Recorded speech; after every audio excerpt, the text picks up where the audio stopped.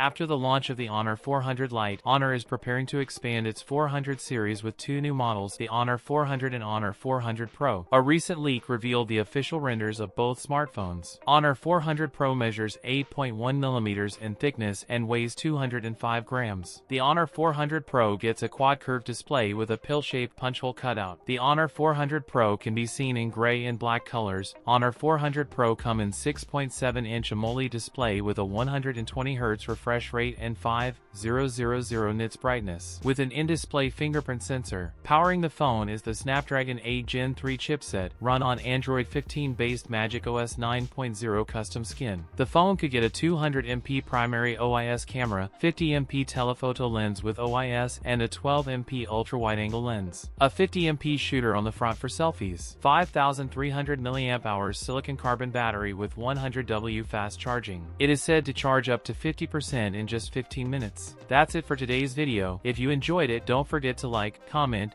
and subscribe for more content. Thanks for watching, and I'll see you in the next one.